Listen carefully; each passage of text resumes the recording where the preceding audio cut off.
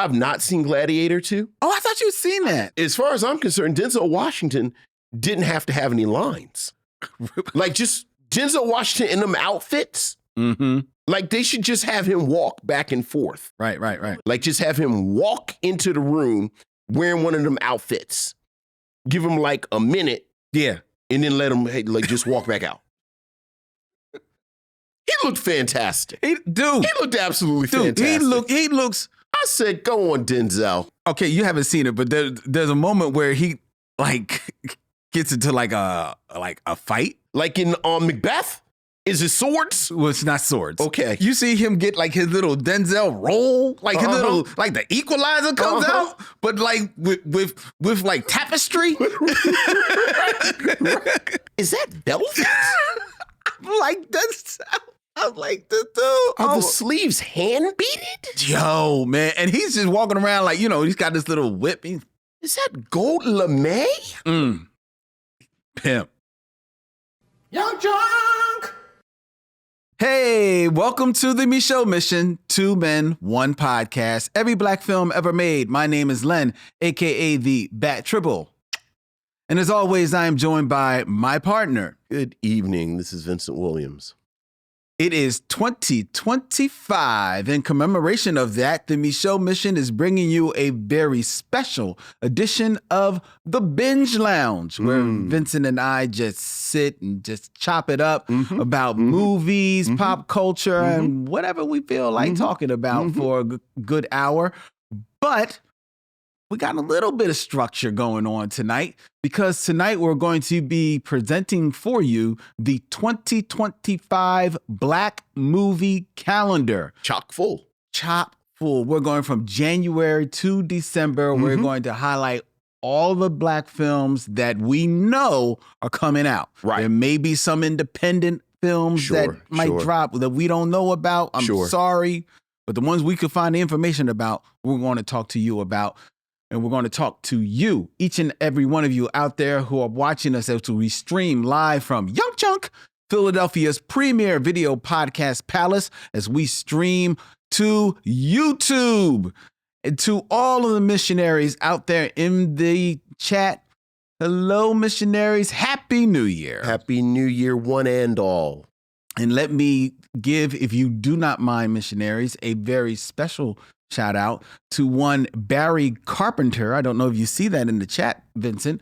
Barry Carpenter is there from England. Oh, very nice. And says, thank you for being sensational. I think he's talking to me. Of course. And your videos have been very helpful through some rough times. Much love. Well, much love to you, Barry. Much love to you. And oftentimes when people say, well, what do you think about Lynn? I say, oh, he's sensational. So that probably was directed to you. It was. So, Vincent, how are you doing? How was your holidays? It was good. It was a good holiday. You know how it is. You can tell a holiday is good when you're almost happy that you're back to your normal schedule. Yeah. So that you can get some rest. Yeah. Like every day's not Sunday anymore. Oh, my goodness gracious. Yeah. I feel you, man. I feel you. We went to Disney World. Nice. Yeah. The boy hadn't been. So we felt this was his first. This was his first trip to Disney World. How was it? It was Disney World. Yeah. It's super crowded. Of course. Super crowded. Of course. Disney World at Christmas? Are you kidding? Super crowded. The irony is I don't think I'm talking out of school for saying this. My daughter enjoyed it more than all of us, I think. Really? Oh, yeah. Camille loves Disney World. Oh, I didn't know that. I didn't know she was a huge Disney head like that. Tiana's had, Princess Tiana had a new ride, and then we went on the Millennium Falcon, and so nice. Yeah. But this was Adam's first time. First time. So how was the experience for him? I mean, he liked it, but Adam is a real reserved. Not even. I mean, reserved, yeah, but it's sort of like the kid who has everything. Oh. So everything is pretty cool. Like. I like it. It's Thursday. My life is spectacular, much like Lynn. So he was just like, yeah. So nothing like, Yeah. wow. Right, like he liked it. He had a good time. That's interesting He had a because good time. the last time I was at Disney World was I took my daughter, her husband, and his family, and my grandson. He was a baby when we went, and I had a great time. With him, running around with him, and it was a ball, right? Yeah. But I do have to say that as I was walking through there, you've got the characters walking by, and it's like, oh, that's cool, and the Brer Bear and all that stuff. But when I saw Uncle Scrooge, and that's like my favorite, like one of my favorite characters, I was a kid. You melted. That was your thing? Dog, I went up to this probably young man dressed as Uncle Scrooge. Right. And I was like, you are my favorite Disney character. Aww. I don't care about Mickey. Aww. I don't care about Donald. So then he goes like, there's pictures of Mickey everywhere. He goes to a picture of Mickey. He's like, X out Mickey. And he's like, me. And so we started dancing together. I was 8 years old all over again. Fantastic. I got on the Three Caballeros ride. So, that's my joint. That's your joint. That's my joint. So, but there was no joint for Adam. He liked it. He liked it. You remember, because it's Binge Lounge, so we just talking. We're talking. So I had a friend, actually my old editor at the city paper was a bit of a cinephile and nerd like us.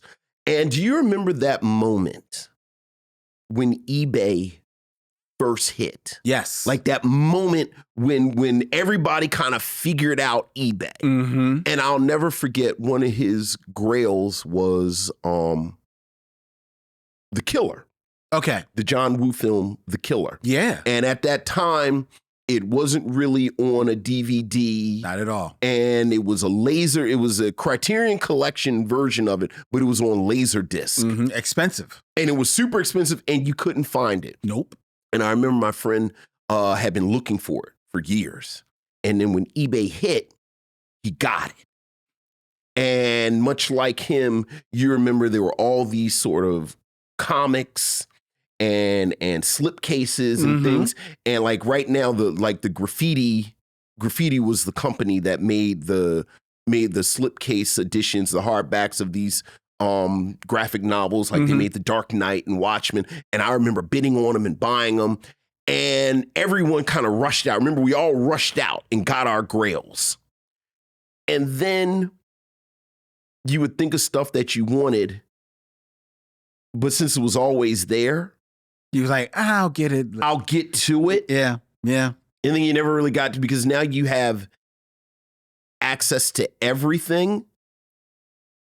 So you don't get excited about anything. Yeah. That's Adam. It's kind of, like he's just sort of, like I strive to be as cool as my son. Like my goal is to be as cool as my son. Just like, it's cool. It's cool. So, he had a good time. Well, that's good. Had a good time. That's good. That's good. That's great. Right. Me and Camille were on the Millennium Falcon. So I bet that was fun. It was fun. Because when I was there, that whole Star Wars land was still being built. So I didn't get a chance to get on there. But all right, that's enough free advertising. Disney. It's a good time. It was a good time. It was a good time. Right. One of the things I did over the holidays, I went to Radio City Music Hall. Oh, very nice. And I saw the Rockettes. Oh, did you now? Yo, have you ever seen the Rockettes perform? I don't think I've ever seen them. It is a fantastic show, man. First of all, I've been to Radio City Music Hall, but I've never been inside the theater. Okay. That theater is beautiful, man. Well, good. Like, it was built back in all the Art Deco architecture in there. It is absolutely gorgeous, right? But the Rockettes, it's easily maybe about 40, 50 of them. Them sisters be getting it in. Okay. They are beasts, man. Like you think like the whole big thing about the Rockettes, if you don't know, is like the leg thing, right? The kicking of the legs. That's their deal. Right. And you might think like they just do that one big chorus line at the end. No, they are kicking for an hour and a half. Just to kick. Kicks here, it's syncopation with moving and stuff, all moving parts. And it was their Christmas spectacular. And nice. So they had on the hats. They had on hats. They were changing all types of outfits, man. Okay, they did like a whole nutcracker thing that was kind of fly. They had this wasn't the Rockettes, but they did like this 1001 Santa Clauses running all over the stage and stuff and dancing. Right. And the singers it was really a great time, man. Oh, that's always good to hear. It was so much classic fun. Things is actually worth it is worth the price of admission, man. It was really a good time. Really excellent. I had a ball. Well, there you go. Holidays. That was my holiday. That was a holiday. Now we're back. Now we're back. Back and stride again. Oh, I see what you did there. Mm-hmm. All right. We got a little bit of structure because we have been going for a little bit. And over the course of time, we have gotten emails. Oh, have we now? Missives from Missionaries. Missives from the Missionaries. So what else is going on, Lynn? We have emails, Vincent. Ooh, missives from the Missionaries. Ooh. Ooh. Ooh, missives from the Missionaries.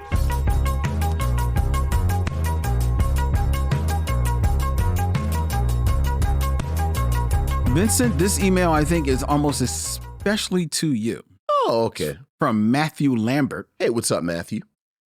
Hey, Len and Vincent, been a fan of the show for years and always appreciate y'all taking the time for the Missionaries and your thoughtful responses. Writing today as I recently listened to the Summer of Sam episode. Okay, all right. And unless I missed it, was surprised you didn't mention the elephant, or in this case, dog, in the room that comes up whenever my friends and I talk about this movie.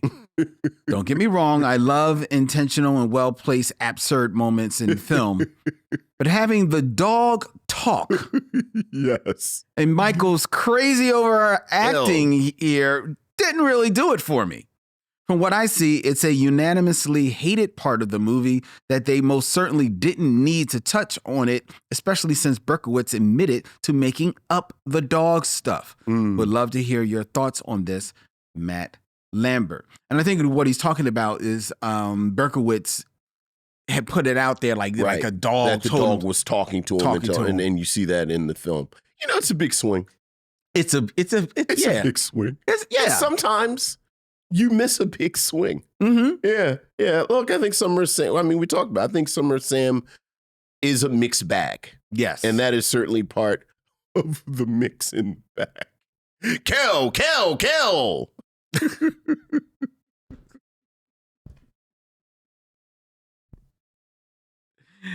Very true. All right.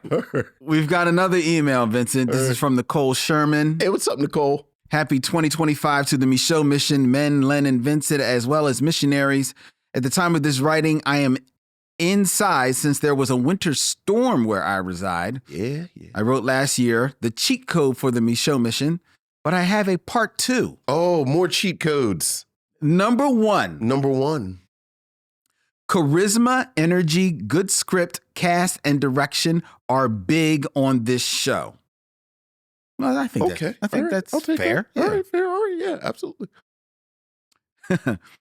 Number 2, respectfully, Len is the president of the Nia Long fan club, and Vincent is the president of the Anika Noni Rose fan club. No, that's right. That's right. That's right, Nicole. That's right. Number 3, Len and Vincent often parrot each other in ways that are funny. Glad they both can find a middle ground, even if they disagree. Yes. That is true. That's where the magic is. Number 4, since Len and Vincent are elder statesmen,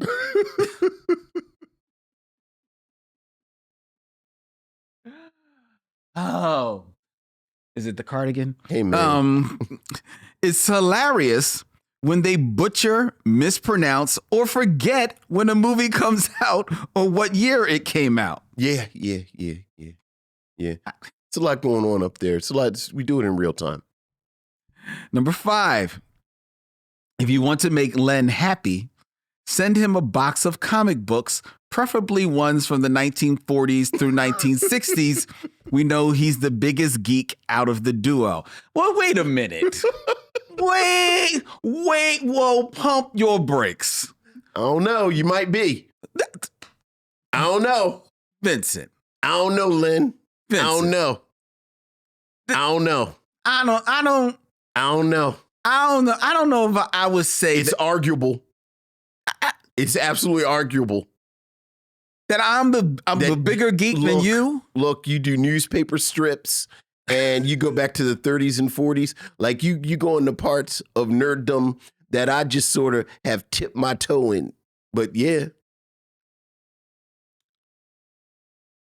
And I think that's a compliment for me. As I sit here, it probably is true. Right. It probably is true because I'm sitting here wanting to protest. Yeah. But I am in the midst of watching the first year of the Scooby-Doo Mysteries. See? At home. See? So, I'm just saying. Okay. All right. You don't know me, Nicole. Anyway, number 6.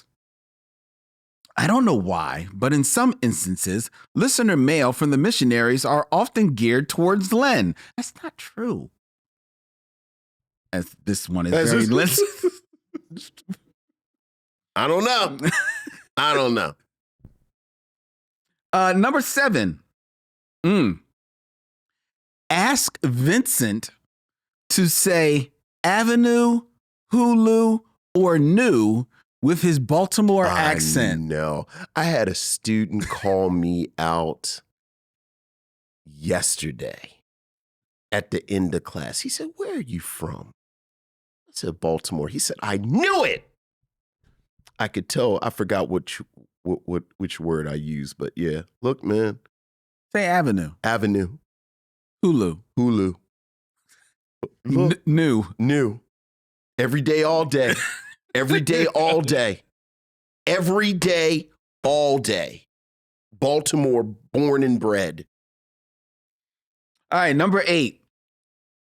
Len and Vincent will tease a movie for years, and it will leave you anticipated on when they will review it. That's Vincent. It is every damn movie is on the short list. I know. That's Vincent. He's got the longest short list in America. I know. I actually have a list I can pull up with the movies. But Vincent, this is his short list. I know. Number 9. The Lethal Weapon franchise starring Mel Gibson and Danny Glover have been debated by Len and Vincent if it is considered a black movie.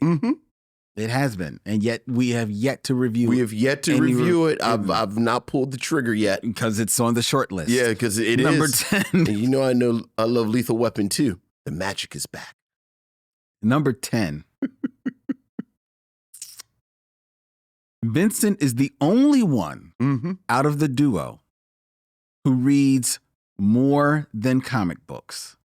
Nothing wrong with that. Well, that's not true. I read other things besides comic books. You do. I do. You do. I know I do. You do. Read a lot of comic books. But I do read other things besides comic books. I'm actually reading right now the book So Say We All, which is the oral the oral history of the Battlestar Galactica franchise. The reboot. Well, it's a whole deal. Really? It's like the oral history of the original and the reboot. How deep do they go into the Mormon stuff? Deep. Really? It's really good. It's really good. I'm enjoying it. Interesting. I'm reading that at the same time as I'm reading the oral history of HBO. Interesting, because I thought it was so fascinating in the reboot how they kind of downplayed that part a little bit. Yeah. Because the Mormon part is weird. They talk about it. Well, I shouldn't say they talk about it more than I expected. It's not like it's a whole chapter. Right. But they do talk about it because they talk about like the whole creation of the idea and everything like that. It's good. It's good. So I read books. I'm smart. Oh yeah, you are. I'm smart. You are. I'm not dumb like other people say. I want respect. Yeah, you're absolutely 100%. On an entirely unrelated note, I've set up a fishing expedition for you next week.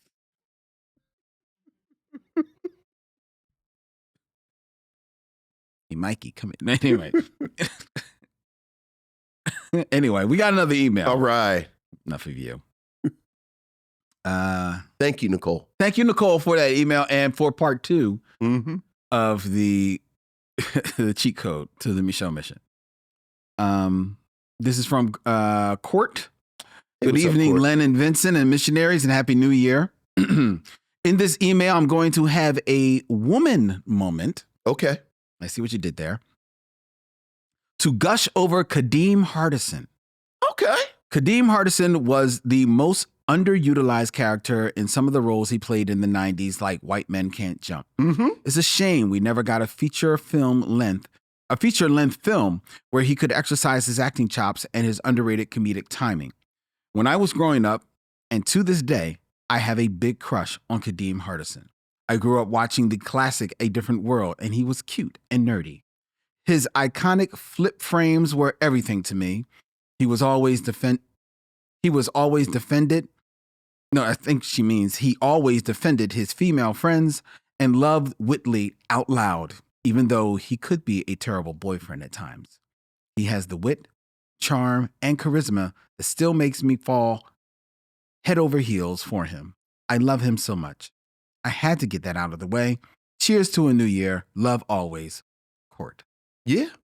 We're big Kadeem Hardison fans. Like every film that we've reviewed that he's been in, we always talk about that. And I agree with her. I think he sort of fell through the cracks in the 90s. And I think part of it is because he was doing so well on A Different World. Yeah. I think he also got a little typecast.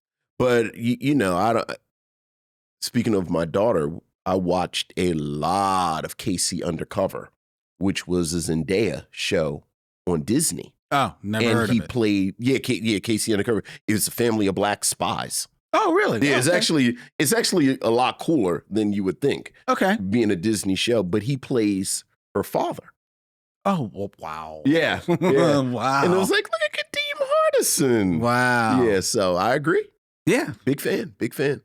All right, we got an email from George Kimona. What's up, George? Gents and Missionaries, it's been a long time. I shouldn't have left you without an email to step to. Very nice. Very quickly, 2024 was a great year for the mission. Here's to its continued success in 2025.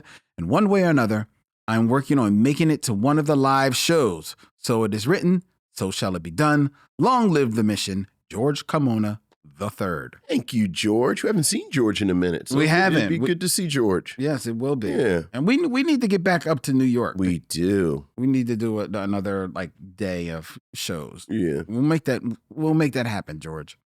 So you and Lisa can come hang with us. And we got one more email, Vincent. And this is from Michael Lockett. Okay.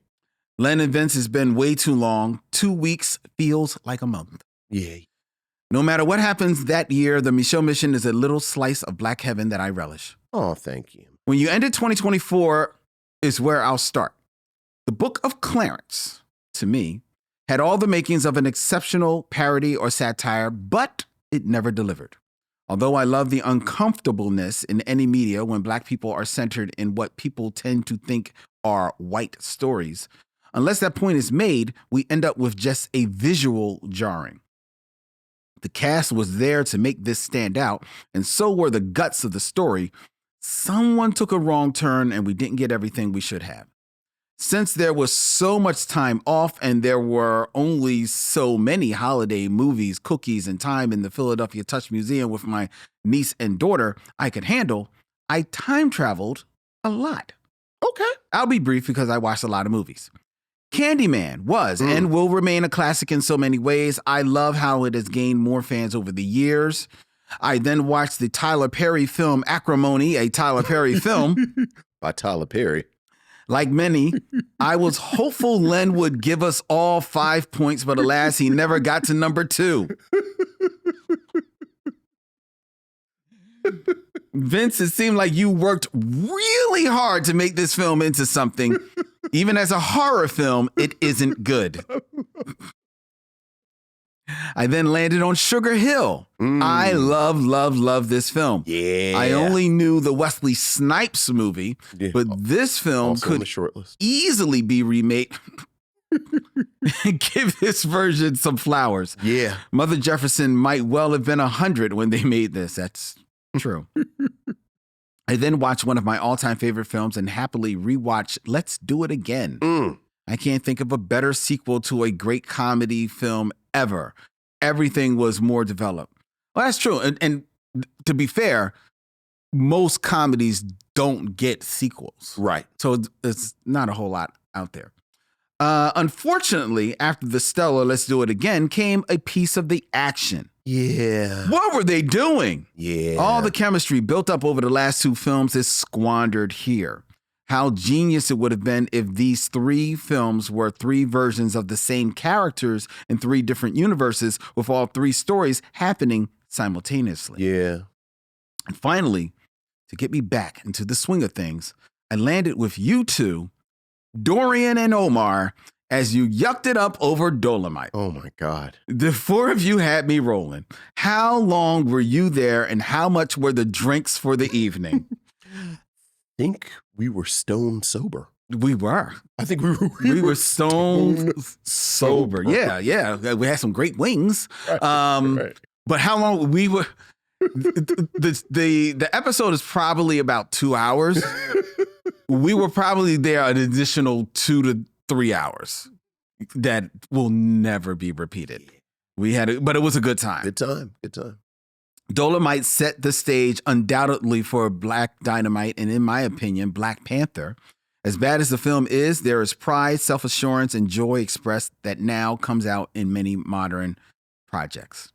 Finally, to answer your question as opposed to asking you guys one, the New York Village next to Toni Morrison's, where, among others, Jonathan Demme lived, is Nyack. It sits on the Hudson, spitting distance from Manhattan, and is the Algonquin word for fishing place. All the best, Michael Lockett. P.S.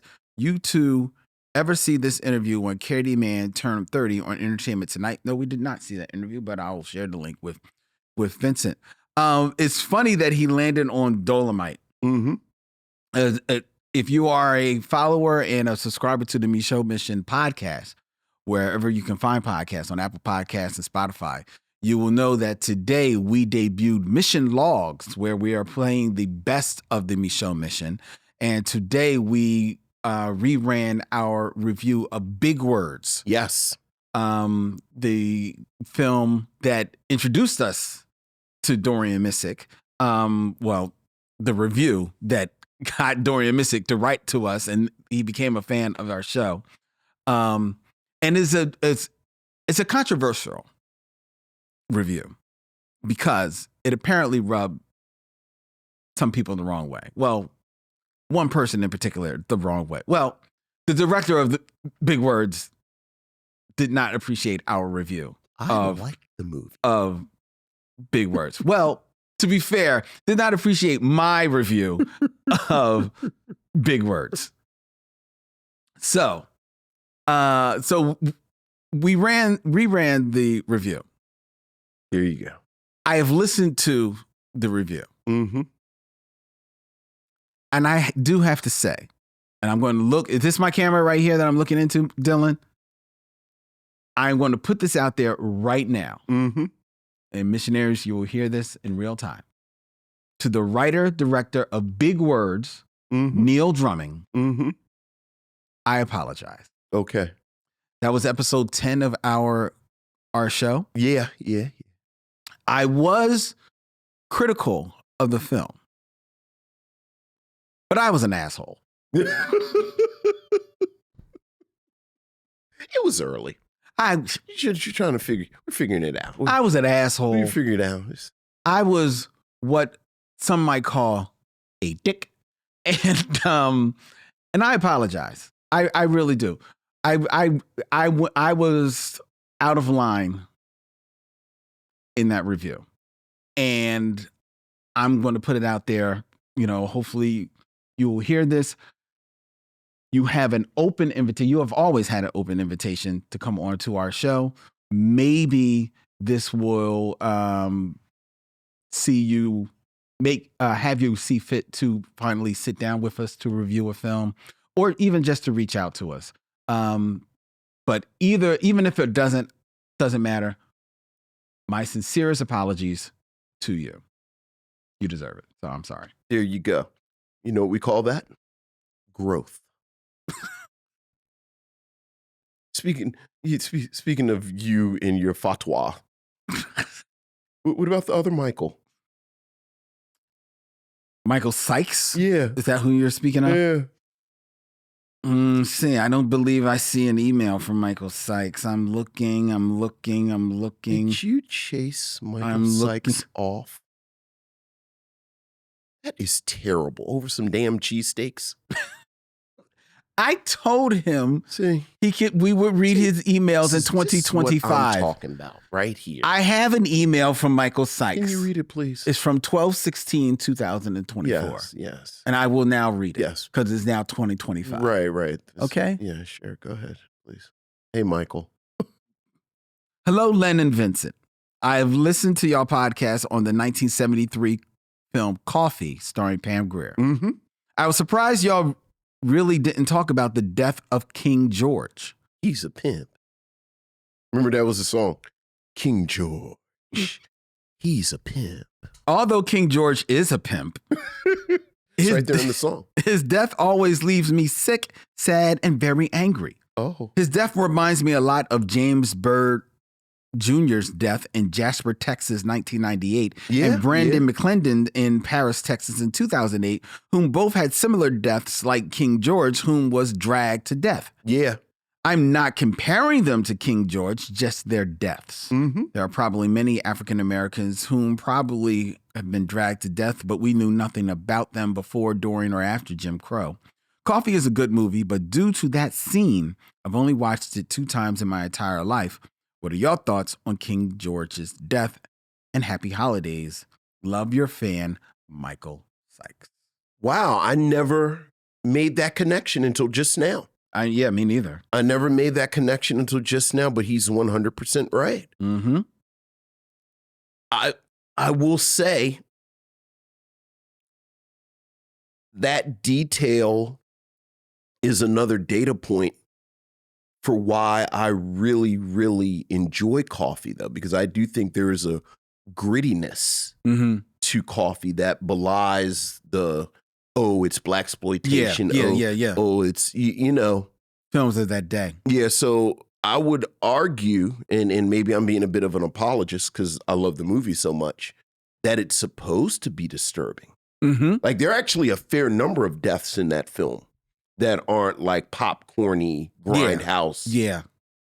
And then, you know, it has my favorite ending of a blaxploitation film where Coffee is just walking down the beach and you can tell the toll that the movie has taken on her. Like, it's one of the very few action films from this period where you don't, like, there's not going to be Coffee will return in 19. Yeah. Like, you get the sense that Coffee is done. Like, Coffee is done. Coffee, she's done. Right. So, but that's an interesting observation, Michael. Yeah. Very good. Yeah. All right. Well, now we both have grown. Yeah. There you go. Be out here growing all by myself. All right, so that has been our emails, missionaries. Please, if you want to have your thoughts heard here on the Micheaux Mission, you can email us at micheauxmission@gmail.com. That's MICHEAUXMISSION@gmail.com. Thank you. All right. You know what? Speaking of, real quick, we're about to go through our 2025 Black movie calendar. We're about to kick that off. But I watched the film from 2024 over the holidays that I really, really enjoyed. And it actually made me, I enjoyed it a great deal watching it at home, but it made me wish that I had seen it on a big screen. And that was? A Quiet Place Day One. Really? Which stars Lupita Nyong'o. Yeah. Man, like we're fans of Lupita Nyong'o. Absolutely. Absolute fans of it. But if you were not a fan of hers, you would be after watching this film because she is absolutely phenomenal in this movie. On a scale of 1 to us, how good is she? Oh, I think that she is every bit as good as in Us. Wow, you talking right now. Yeah. Okay. Yeah, she is.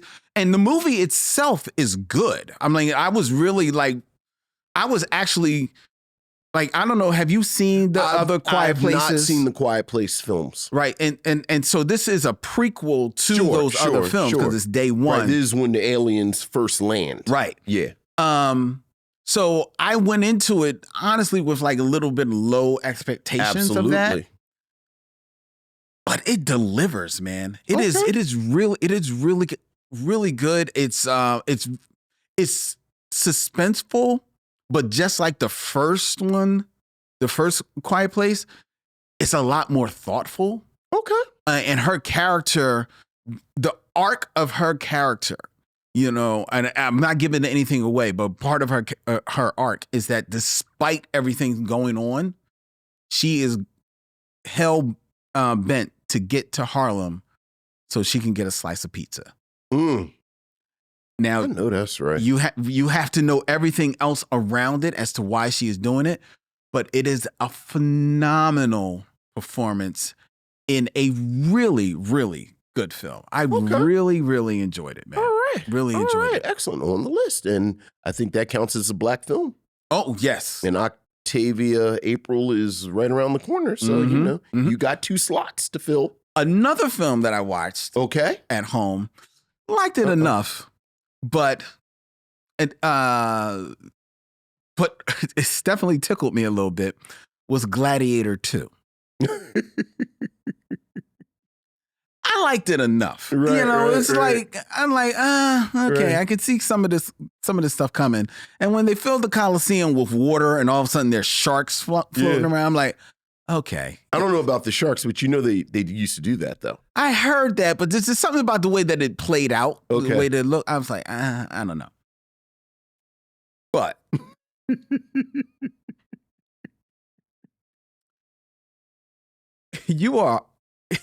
it will be hard to find another movie where Denzel Washington is having as much fun as he is in Gladiator 2. First of all, I was watching it with my partner, and we were both. She pointed it out, and then I couldn't not see it. Denzel Washington changes his wardrobe every scene. Every time you see him, he's like, "Yo, I don't know what y'all smell like, but I smell like roses." Look, it's funny. I was because I go into the archives sometimes too, and I was listening to our review of Willie Dynamite, and my critique of Willie Dynamite was that I forgot Orman's first name, but the actor who plays Gordon, he's Gordon now, but he played Willie Dynamite. Oh yeah. That like 85% of his success as Willie Dynamite is just wearing these outfits and pulling it off. I've not seen Gladiator 2. Oh, I thought you'd seen that. As far as I'm concerned, Denzel Washington didn't have to have any lines. Like just Denzel Washington in them outfits. Like they should just have him walk back and forth. Yeah, right. To pull in another movie, remember when we saw I think it's Stormy Weather, where every scene that Lena Horne is in, the scene doesn't start with her in the scene. Yes. She always makes an entrance. Walks into the scene. Like she makes an entrance. Yeah. Like that's what they should have done with Denzel Washington. Like just have him walk into the room wearing one of them outfits. Give him like a minute. Yeah. And then let him like just walk back out. He looked fantastic. He looked absolutely fantastic. He looks. I said, go on, Denzel. He is strutting. he is, and like okay, you haven't seen it, but there's a moment where he like gets into like a fight, right? Oh, like in Macbeth? Is it swords? Well, it's not swords. Okay. It's not swords. But he gets, and like, you see him get like his little Denzel roll, like his little, like the equalizer comes out, but like with like tapestry. Right. Is that velvet? Like that's, I'm like, the dude. Are the sleeves hand beaded? Yo, man. And he's just walking around like, he's got this little whip. Is that gold lame? Pimp. Fantastic. Pimp. Yeah, you gotta see that, man. You can watch it at home now. I know. Roscoe Orman played Willie Dynamite. Yes. Also Gordon from Sesame Street. Yes. And also, before we get into the Black movie calendar, and I was remiss that I did not create a graphic for this. So apologies, missionaries. The mission wants to send heartfelt condolences to the friends and family of Art Evans, who is a noted character actor. I'm sorry that we don't have his image to present to you, missionaries, because you would know him the second you saw him. You probably know him from Soldier Story. Soldier Story, definitely. He was okay. Okay. Yes. He was in Soldier Story. He was in, I'm just looking at, he was in Fright Night. He was in JoJo Dancer, Your Life is Calling, Native Son, School Days. He plays the Mighty Quinn. He plays Ron's father on A Different World. Yes, he does. He's in CB4, Tales from the Hood, The Great White Hype. Was he in School Days? In School Days, he's Cedar Cloud. Is that the? He's not the president. Is Cedar? Is that the of Mission? Wasn't there kind of like a custodian? No, he's the head of the board. He's the head of the, because remember when DAP is called in to the office with the president of the university, it's the president, and then it's Art Evans, who's the head of the board, who tells him, you about to lose your scholarship. Yes. Yeah. Art Evans, who passed away December 21st, 2024, noted character actor. Absolutely. Shows up has shown up on a mission, will show up on a mission. Absolutely. Continuously, as you know. Rest in peace. Rest in peace. So I definitely wanted to take a moment to shout him out and give him his praise. All right. So now we're going to go through. All right, let's go. 2025. Let's go. What we got? Starting in January. Ooh, what's coming out in January? In January, this is actually a sequel. Okay. Den of Thieves 2, Pantera. Are you familiar with the Den of Thieves? Did not see Den of Thieves. You would love Den of Thieves. Would I? You would like Den of Thieves.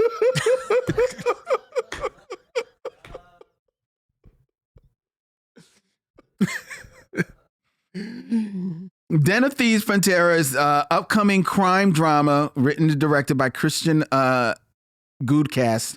Is a direct sequel to the 2018 film Den of Thieves that starred Gerard Butler and O'Shea Jackson Jr., who both returned for the sequel. It's a heist movie. I like a heist. And it probably, it came out in 2018. Didn't do great numbers in the theaters. I think it probably was in the theaters for a short time. But on streaming, it blew up. Okay. And cause that's where I found it. All right. And it is really, really good. You know what, Lynn? It's on the list. Well, I got to watch it before this comes out. Okay.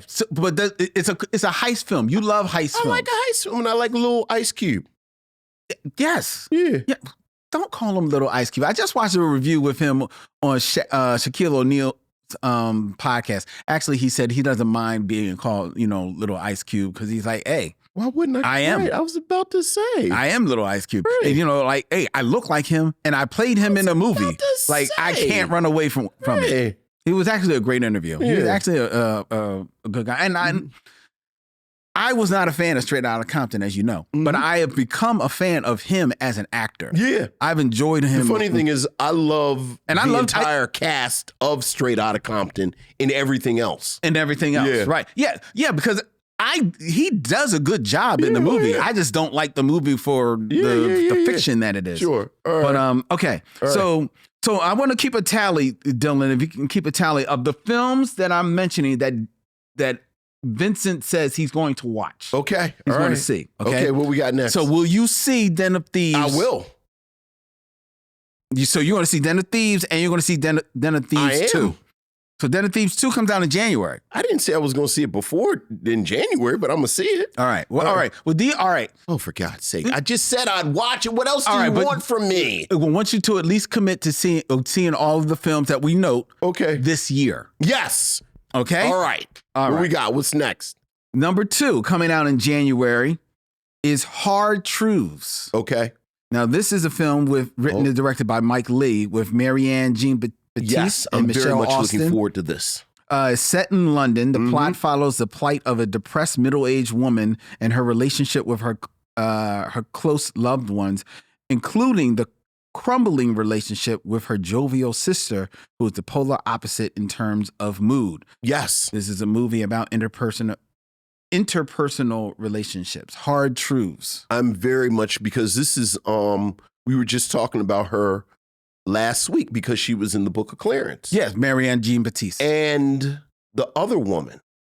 Michelle Austin. Yeah. I'm very much looking forward to this. Okay. Yeah. So you will watch that this year. Oh, I'm going to watch that soon. Okay. Yeah. Well, it comes out in January, so Yeah. very soon. All right. All right. Next we have Unstoppable. Okay. This is directed by William Goldenberg in his featured directorial debut. Based on the 2012 book of the same name, it stars Jarrell Jerome as Anthony Robes in an outstanding performance. It's about a one-legged wrestler Okay. who has to convince his 2 tough coaches, played by Michael Pena and Don Cheadle, Oh, okay. that his grit and potential are real. While at home, he contends with an outspoken and loving mother, played by Jennifer Lopez, Okay. going through some growing up of her own. Also in the cast, we have Bobby Cannavale and and I mentioned Michael Pena. It sounds like a good cast because Jerome, that's the little brother from Moonlight. And When They See When Us. They See Us, but I'm a Virgo. And yes. Yeah. Yeah. That's a hell of a cast. Like, I think the cast is going to put me over the top because this is something that I wouldn't generally be interested in. But Like because it's a sports film? right. And Okay. One-legged wrestler doesn't really. But That doesn't do it for you. yeah, but this cast sounds great. Okay. All right. All right. So so This far, year. we're 3 for 3. 3 for 3. You I have feel to- like it's a lot of pressure, and I'm going to feel bad when you say something. I'm like, it don't work. So what's the 4th one? 4th one coming out in January. Uh-huh. Ooh, I know this is I am going to see this one All right. in the theater. Don't think I haven't noticed that you don't have to say whether or not you're going to see him. You didn't put me on the spot. Go ahead. Okay. No. No. To be All right. fair, All right. I will. All right, what we got? All right. I am going to. So you're 3 for 3. Mm-hmm. I'm going to see Den of Thieves 2. Mm-hmm. I'm going to see Hard Truths. Mm-hmm. I don't know about Unstoppable. It's a nice cast. Okay. All right, go ahead. But I don't What's know for? about Unstoppable. But this next one I'm definitely seeing. Okay. One of Them Days. Oh, absolutely. 100%. Buddy comedy film. Mm-hmm. Directed by Lawrence Lamont, written by Sarita Singleton, starring Keke Palmer and SZA. When best friends and roommates Drew and Elisa discover Elisa's boyfriend has blown their rent money, the duo finds themselves going to extremes in a race against the clock to avoid eviction and keep their friendship intact. I thought Issa Rae wrote this. No, it's saying it's written by Sarita Singleton. That's what I'm showing. Why is Issa Rae is involved in this somehow? Maybe she's producing it. Yeah, but yeah, absolutely. Yeah, I'm going to see this. Yeah, absolutely. I am going to see one Very of them much days. looking forward to I am this. a Keke Palmer fan. I am a fan of SZA. And we have said for literally years, not enough screwball comedies with black women. Yes, So, absolutely. Very much looking forward to this. Absolutely. All right. Who knows? They could be the next Tisha Campbell could. and Tichina Arnold. Yeah. All right. The last film in January. Okay. Back in Action. Okay. An action comedy starring Jamie Foxx and Cameron Diaz as spies pulled back into espionage after their secret identities are exposed. Are you going to go back in action with Jamie Foxx? Sounds a little cookie cutter. Yeah. Yes, it does. Sounds a little cookie cutter. Sounds very 90s. Yeah. Yeah, it sounds like a script that's been laying around. Yes. Yeah. Well, maybe it probably is. Maybe reworking of some 90s. Yeah, if it comes on. So that's a no. Well, I definitely won't be leaving the house. Okay. Okay. I mean, you're saying this year. I suspect this will be streaming by March. So,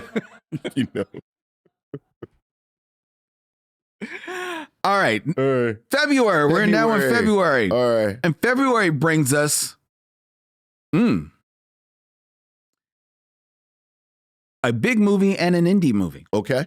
The big movie, Captain America, Brave New World. Yeah. With our man Anthony Mackie as Sam Wilson, Captain America, also stars Harrison Ford. Yeah.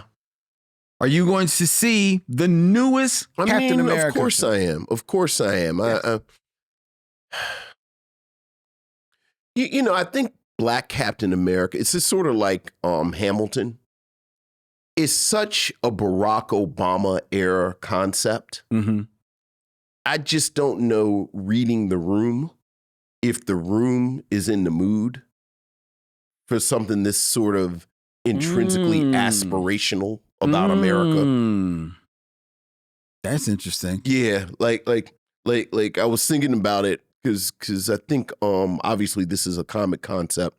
Sam Wilson, who is a classic comic character, been around since dates back to the 70s, the 70s, the late 60s. But he took the mantle of Captain America, I think, in 2014, which is Barack Obama's second term. So I think many of us felt kind of optimistic. Yeah.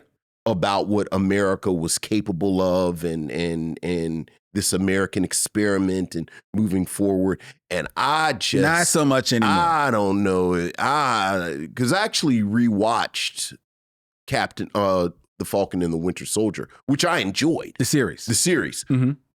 But, part of the plot, which is, is kind of rolling into Captain America New World, is this sentiment that Sam Wilson represents possibility and this sort of optimistic look. And it's very admirable.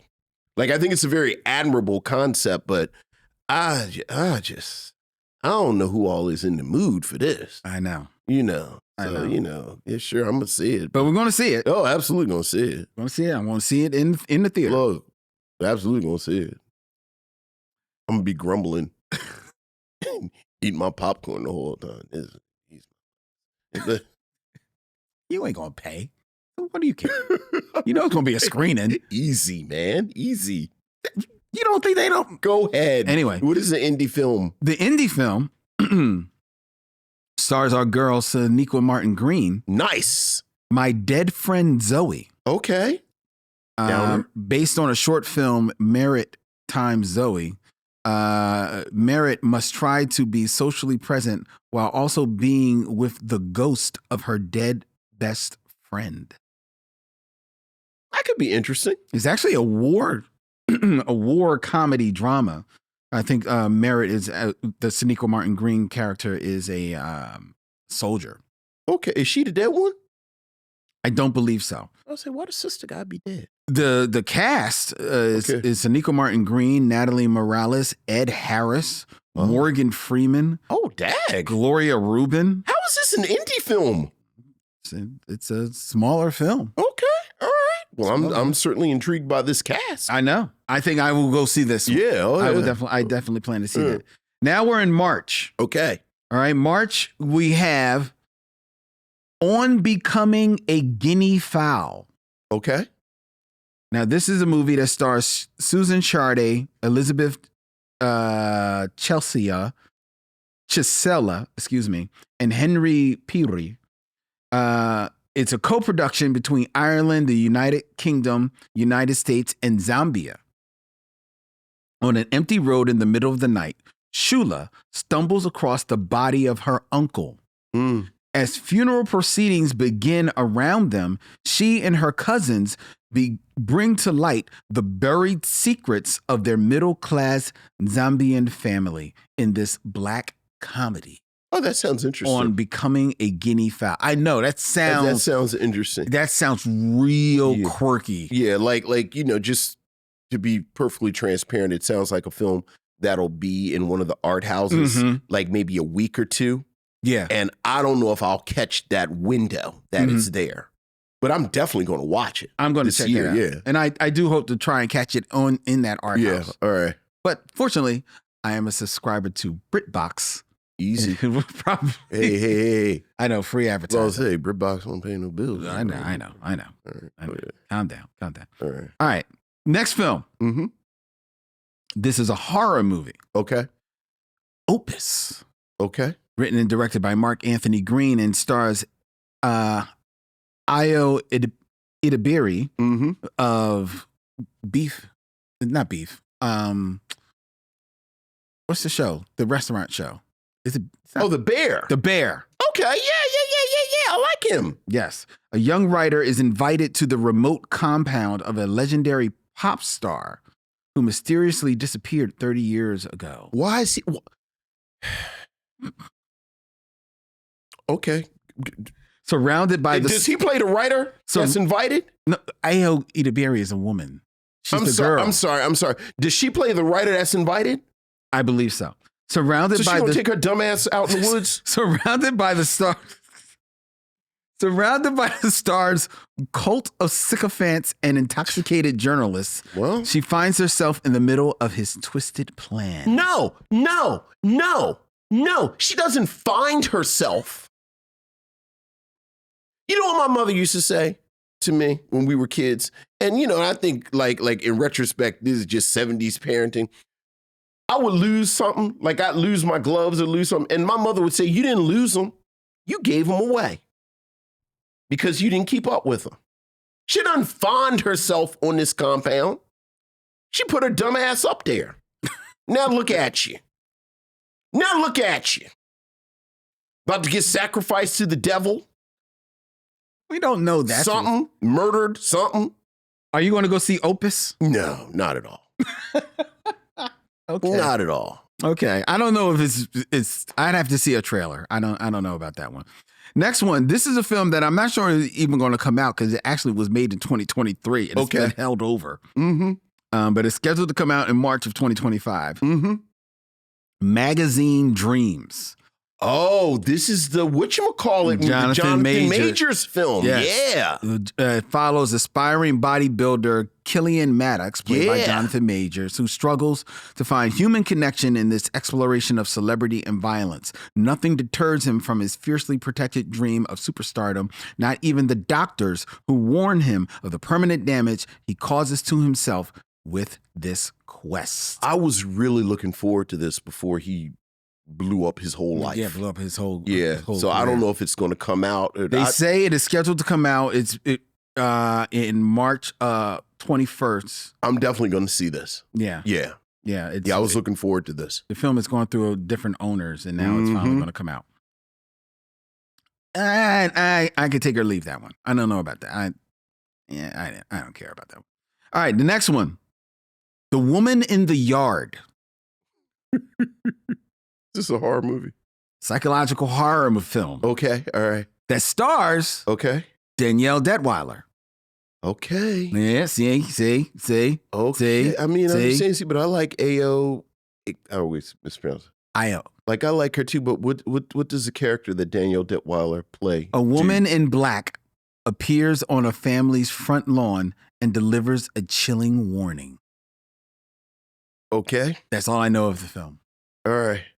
The Woman in the Yard, starring Danielle Detweiler. Is it Danielle Detweiler's yard? Is she the woman in black? I don't know whether she is her yard. We don't know. Or if she's a woman in black. I need more information. So we need to see a trailer. Right. We need to see a trailer. Right. All right. So that's that. But I'm interested enough to look at the trailer. Yes. Because I do like her. Danielle Detweiler. All right, here's a film that I know you're going to see. Okay. In April. We've moved into April. Okay. It is the next film written and directed and produced by Ryan Coogler. Okay. With Michael B. Jordan in a dual role, Haley Stanfield, Jake O'Donnell, Wumi Masako, Omar Benson Miller, and Delroy Lindo in Sinners.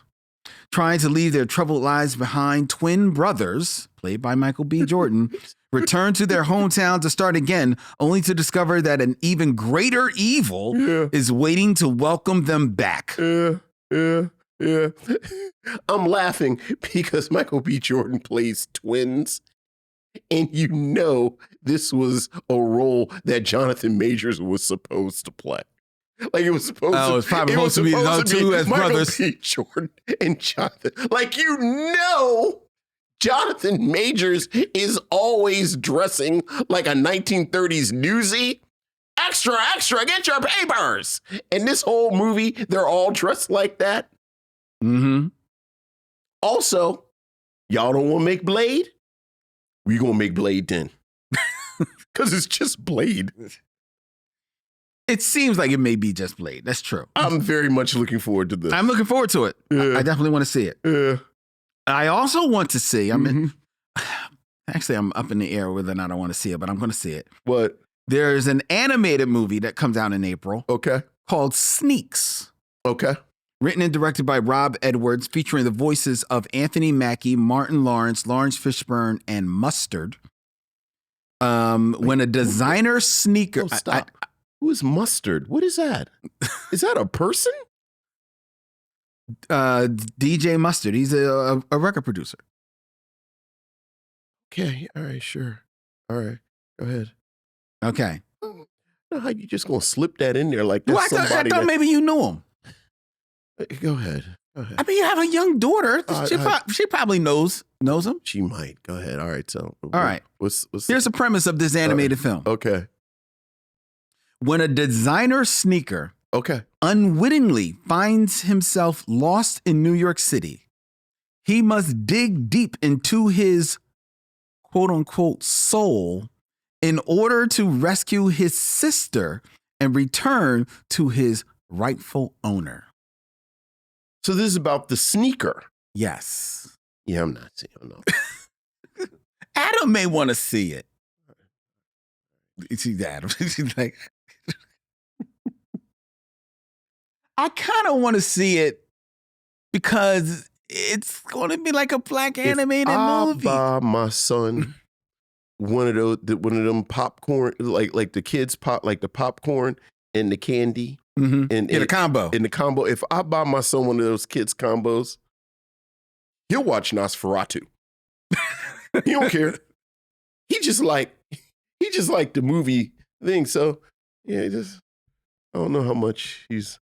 Yeah, but you go see it though and report back. Report back to the class. I will. All right. I will. All right.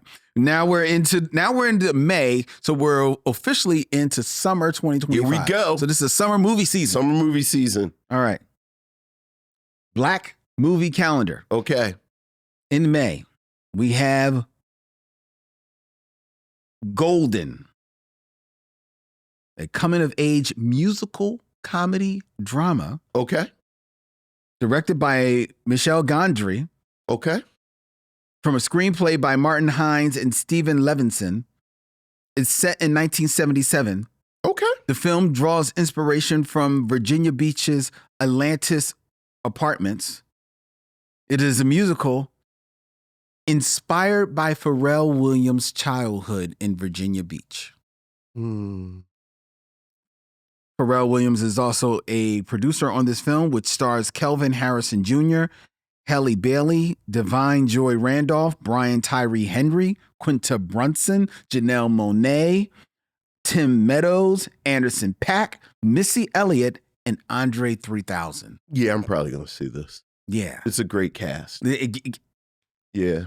I'm a little hot and cold with Pharrell Williams, but this is a great cast. I know, because you wouldn't let us review his Lego movie. Yeah. But it sounds interesting. Yeah, it does. I mean, and I think the cast is selling it more than... That first name, Kelvin Harrison Jr. Why do I know that name? Kelvin Harrison Jr., you may know him from, let's see, what is his claim to fame? He was in 12 Years a Slave. No. He was also in, you probably know him, or maybe you know him, from The Trial of the Chicago 7. He was also in Elvis and Ender's Game. Maybe I'm thinking about somebody else, but okay, yeah, I'm there. All right, so we're there for that. Yeah. We're there for Golden. Also in May, this is not a black film. I'm going to put it out there. It's not a black film. All right. Final Destination: Bloodlines.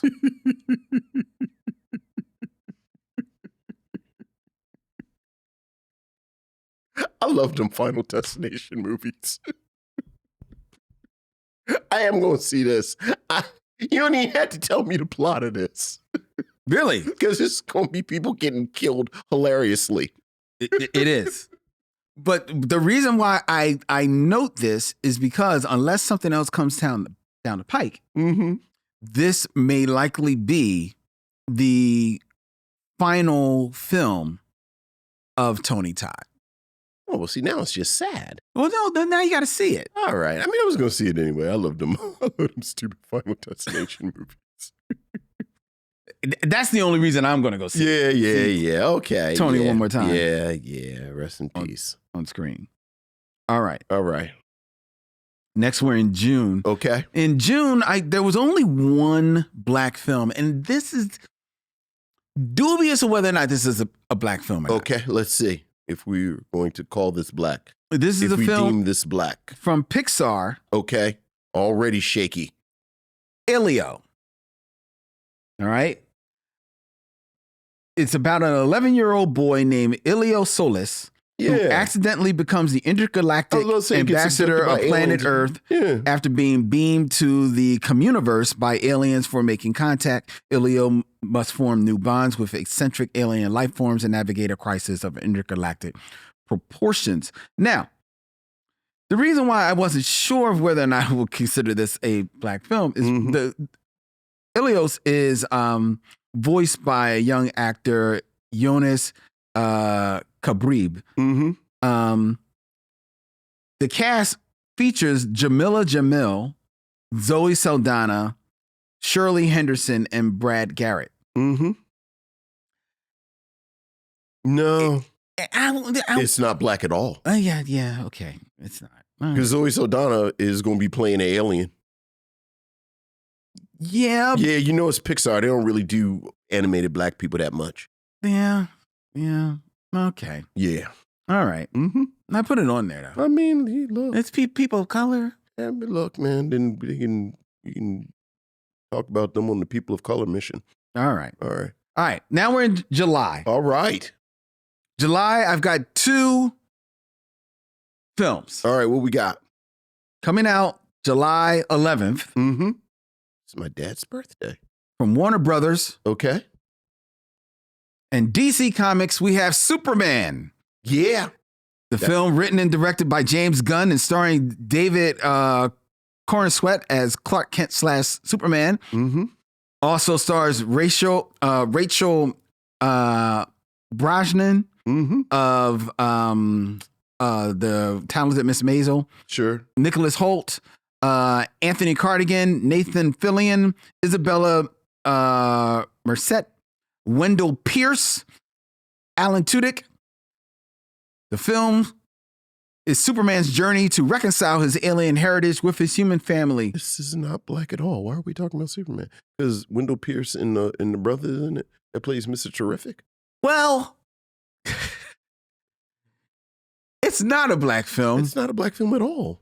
But I'm going to go see it. I mean, I'm going to see a lot of films that aren't black films. I'm going to take black people with me to see it. It's not black at all. So I just wanted to mention Superman. Can I just say about this Mr. Terrific thing? Because I'm watching Mr. Terrific's in it. I need white people to understand that black people go to this place called the barber shop.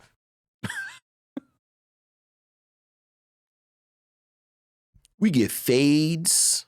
Mm-hmm. We get cornrows. Mm-hmm. Sometimes we even twist it up. Mm-hmm. Like this kind of just sort of sitting there thing that they got going on with Mr. Terrific. I don't know if that's a wig or I don't see enough of him. like they can't line him up. Like he's a super genius. He the third smartest man on earth. He can't figure out how to get some clippers. I mean, have you seen some of the hairstyles that are walking around the streets now, though? Yes, I do. But the third smartest man on earth could. Well, it's not even let go though. Like it's not like it's just sort of sitting there. Yeah. Yeah. They could do better than that. Okay. Well, I didn't really like Mr. Terrific on. Was that on the CW? Like, was it Flash or was he on Flash? No, or was he on Arrow? Stargirl or Arrow? He was on one of them. What I like when he became Mr. Terrific, he would get some straight backs. Yes, like they was like, oh, okay. I didn't like that. I liked it because it was an actual... it fit in with that character. Exactly, and it was an actual hairstyle, like you said, it fit in with the character. All right, go ahead. I'm sorry. Yes. All right, very good. All right. Well, okay. Well, Superman it's not a black film, but I'm taking black people to see. Okay. All right, the next film is coming out in July. Mm-hmm. The Fantastic Four: First Steps. Okay, can we? So no black films are coming out with July. Can we go to August? I'm taking black people. Nobody is here for this.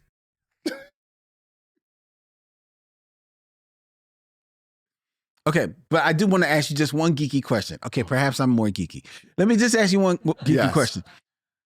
Of the two films, which one are you more excited for? Now, just to give people the rundown of Fantastic Four: First Steps, so that they know what you're judging. They don't. It's a Marvel movie. It's another Marvel movie. But this is like the fourth iteration of Fantastic Four. This is the one that Marvel is actually doing themselves. Nobody cares about that. It stars Pedro Pascal, Vanessa Kirby, Joseph Quinn, and Eben Moss. Are you finished? Yes, it's a as Marvel the Fantastic movie. Four. I don't know which one I'm excited about yet because I need to see a trailer for the Fantastic Four. Right, which we haven't seen because there is arguably it's going to be very stylized. Yes, because it's a period film. It's a period film, and depending on how stylized it is, I may be more excited about the Fantastic Four. Now, Superman, this is going to be basically the flagship effort of James Gunn's helm. Yes, at the DC movie deal. Mm-hmm. So obviously this is a very important film. So just sight unseen, I'm more excited about Superman. But if I see the trailer and Fantastic Four could sell, literally looks more interesting, I could be more excited about the Fantastic Four. Okay. Can we talk about some black movies now? We are. Okay, we are. All right. And we're actually... it's our whole shtick. Actually, Dylan, we're going to skip August because... Because you were going to talk about some white movies.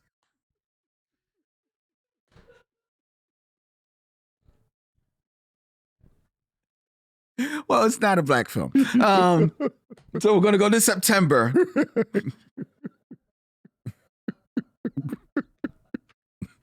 In September, we have a sports horror film. Okay. Called Him. Okay. Starring Marlon Wayans and Tariq Withers. An up-and-coming athlete goes to train with a legend who is about to retire. Okay. That sounds interesting. That sounds interesting. I'm assuming Marlon Wayans is going to play the legend. The legend. You know what we've been saying about Marlon Wayans as an actor. That Marlon Wayans gets me interested. Mm-hmm. Who's directing this? Who wrote this? Justin Tipping. Do we know him from anything? I don't. His other work is Kicks from 2016. Not familiar. Flatbush Misdemeanors and Joe versus Carol. Those Okay. are his other works. Mm-hmm. But I believe that this film is being produced, however, by Monkey Paw Productions. So Jordan Peele is one of the producers. Okay, I'm in. I like Jordan Peele's eye. Mm-hmm. So I'm in. Yeah. Absolutely. So definitely looking forward to that. Yeah. All right, now we're in October. And October only has one film as well. Okay. But it's a big one. All right. It's from director Antoine Fuqua, written by John Logan, based on the life of the American singer, songwriter, and dancer Micheaux. Yeah. The Michael Jackson story. Yeah. It stars Michael Jackson's nephew, Jafar Jackson, in his film debut, alongside Coleman Domingo, Nia Long, Miles Teller, Kat Graham, Lorenz Tate, and Derek Luke. I am super curious about this. Yeah, I like Antoine Fuqua. Of course. Love him. The cast sounds absolutely amazing. I got to see a trailer. And as we've said many times about these biopics or documentaries that are officially sanctioned by the family, by the estate, oftentimes they don't do what they should do. And, certainly Michael Jackson's estate, just understandably, has been very protective. Very protective. And oftentimes that gets in the way of the storytelling. Case in point, Straight Outta Compton. Yeah. We did you see MJ the musical? On Broadway. Yes, I did. Yeah. I did. Yeah, and I enjoyed it. I enjoyed it for what it was, yeah. But even with that, they leaned so much on the music that they didn't really deal. But you could get with away the narrative. But you could get away with that because it was put out there that this was a big Broadway show. Yeah. This wasn't supposed to be like some big, Broadway drama. That's my point exactly. Right. That's my point. But you could tell a decision was made.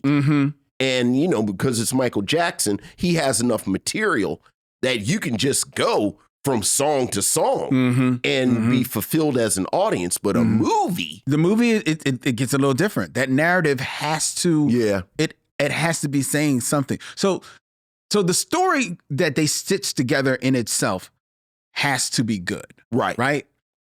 But for the Michael Jackson story, I'm not looking for them to get I'm not looking for them to go like hardcore dark there.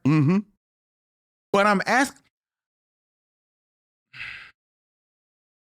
I guess what I'm asking for is somewhere in between Ray and Lady Sings the Blues. Like Ray touches on stuff, and but it doesn't go there. But there's the stuff is there. Yeah. While Lady Sings the Blues, I mean, well, you had to go there because that unfortunately it was her life. And I just have to say, just out of my own music nerddom, and I've been thinking about this because I watched the Luther Vandross. Oh, the documentary. How was that? It's good. Is okay. I was worried about that. I haven't seen it. It is good. It is. You know what I'm going to say? It was very good. Okay. And it actually goes deeper than I thought it was going to go. Okay. Now I'm intrigued. Yeah, I'll just go ahead and say it. Like they address everything. Luther's sexuality. Okay. Like it is actually addressed. Okay. Now I want to see it. But coupling that with the Yacht Rock documentary from last month. Yeah. But one of the things that I'm really interested in, like one of my sort of passions about music history, is that Michael Jackson, Whitney Houston moment where they kind of disrupted the whole scene, the whole deal, and left people in their wake. And in a lot of ways, I don't know if it was a good thing. Like this moment where Black artists started really reaching for this crossover status and saw that it could actually happen. Mhm. Like I think Michael Jackson and Whitney Houston, you now have these case studies of these two pop figures that you know, and they address it on like Luther Vandross documentary where, you know, you have like Luther and, you know, Patti LaBelle and Aretha Franklin and Regina Bell and Mickey Howard and these people, and now they see this crossover. And part of what happens in those people's career is, to a certain extent, some of them start reaching for it as well. And Michael Jackson being at the center of it. And you think about what happened with Michael Jackson and trying to get his video on MTV. Like, I could, like if you, like the Michael Jackson story for Vince would actually be 2 hours of that moment. And they kind of address this in the musical where like Michael Jackson doesn't win the Grammy for Album of the Year for Off the Wall. Right. And then him and Quincy Jones, ironically, do the blackest thing of all. And they say, well, I can show you better than I can tell you. And then they make this crossover monster. Right. Very intentionally. Thriller. Like I would, right, they make Thriller. Like I would love to see that, like from Thriller, like I would love Michael Jackson to come home, be pissed that he didn't win the Album of the Year Off the Wall, call Quincy Jones, and like I would love the movie if it started there and then ended, you know, ended right before he goes into the studio with Teddy Riley. Right. So what was that? History or or Dangerous or wherever you got to. Yeah, but you know, I'll definitely see it, but I suspect it's not going to be what I want it to be. We will see until we get the Michael Jackson story for Vince. All right. Now we're in November. There's only one movie, one Black film. Okay. That we know of coming out in November, and that is a sequel. Wicked for Good. The part two. Second installment of the stage musical Wicked. That stars, of course, Cynthia Erivo and Ariana Grande. I still have not seen the film. I haven't gotten to it either. I have not seen, and I can watch it at home now, so maybe I'll watch it this weekend. I thought I'd go see it with Camille, but we got pulled in just our schedule on, and every moment that we have, we're watching Squid Game. I haven't started yet. Yeah. I haven't started yet. Because I may start this weekend because I want to gauge. I love Squid Game. I absolutely love Squid Game. And I want to sit and watch it. But I think my partner will watch it, but she will like it too, but she didn't see the first one. Oh. So I want to watch the first one with her, and then we can watch the sequel. So if the schedule's online and like, you know, I turn on all the heat in the house, maybe this Saturday we'll just watch Squid Game. I don't know how much you need to be barreling through Squid Game. It's fun though. Is it? It's fun? You think it's fun? I mean, come on, man. Yeah, Squid Game is one that I can watch 2 of them, and then I got to go and think about how predatory late stage capitalism is. I mean, okay, yes, but there's the conversation of it all. All right, let's shut this down. December. This is a film that I unfortunately there's not a trailer for, but I very much want to see this. Sarah's Oil, a biographical drama that tells the story of Sarah Rector. Do you know the story of Sarah Rector? Oh, really? I'm surprised you don't know that. The story of Sarah Rector, also known as Sarah Rector Campbell, was an American oil magnate since childhood. Under the treaty of, I'm reading this straight from Wikipedia, under the treaty of 1866, due to birthright as a Black grandchild of Creek Indians born before the American Civil War, she inherited land. It was surprisingly discovered to be oil rich and produce over $300 in oil per day back in 1866, which is equivalent to $10,000 a day. Is this the now. child that they legally made white because she was so rich? I don't know, but I know that she was considered at the time the richest colored girl in the world. Yeah. Yeah, I have heard. I've heard. Yeah. And there is a biography of her story that will be coming out in December. Okay. That stars again Nia Desir Johnson as Sarah, and our girl Sonequa Martin Green. Nice. Also in this film as well. Is directed and co-written by Cyrus Nowrath. Mm-hmm. Forgive me if I mispronounced the name. And it's based on a 2014 book, Searching for Sarah Rector, the Richest Black Girl in America. That book was by Tanya Bolden. Okay. I'm looking forward to. I'm looking forward to this. I'm looking forward to that and learning more about that. Yeah.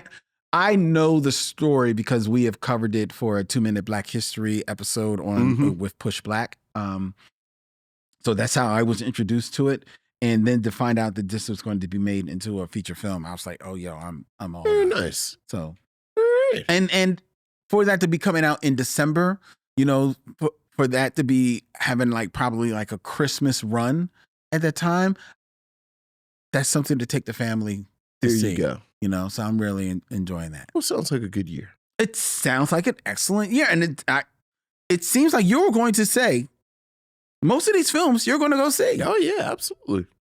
I am. Yes. Including Superman and the Fantastic. Yes. So that is our 2025 Black movie calendar. Hope you were keeping score at home. Missionaries, hey, that sounds like it's going to be a fantastic time. All right. Fantastic time. And of course, we'll be talking about Black movies every week. Every week, including next week. And before we tell you what we're going to be reviewing next week, I invite you to follow the Micheaux Mission on Instagram, Facebook, wherever you're social on your media at Micheaux Mission. You can also subscribe to the Micheaux Mission on YouTube, where you can hit the bell and be notified but when we put up new videos on the feed, as well as follow the Micheaux Mission wherever you get podcasts, such as Apple Podcasts, Spotify, Pandora. It doesn't matter. Where they've got podcasts, the Micheaux Mission is there. The Micheaux Mission is also available as an audio podcast 2 times a week now. On Tuesdays, we release the Mission Logs, the best of the Micheaux Mission, which means that next week, as we continue in our review of the Micheaux Mystic Connection, we will be highlighting our review of Clockers. Yeah. That we did, our first review with Dorian Missick. We were drinking then. Oh, yeah, we were. Yeah, we were drinking when we did Clockers.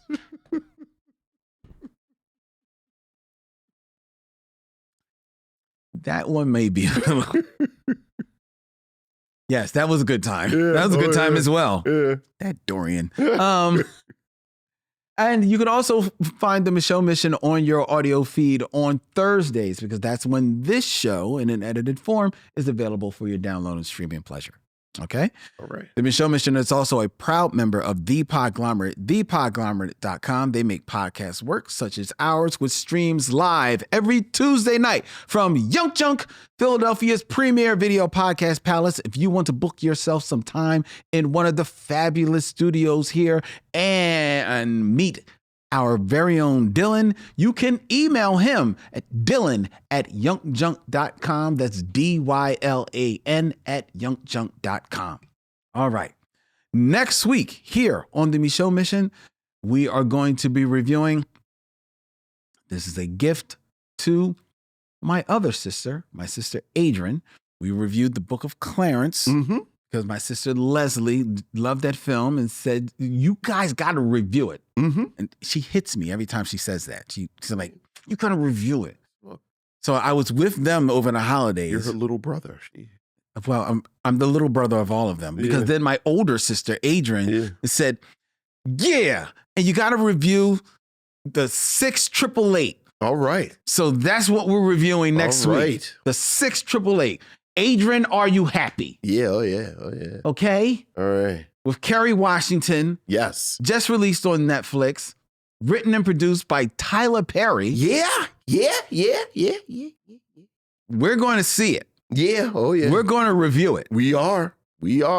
And answer the question, has Tyler Perry stepped his game up? We were about to see. We're about to see Here next we go. week here on the Micheaux Mission. Until then, he's Vincent, I'm Len, and in parting, we say, We'll see you when it's time to meet again.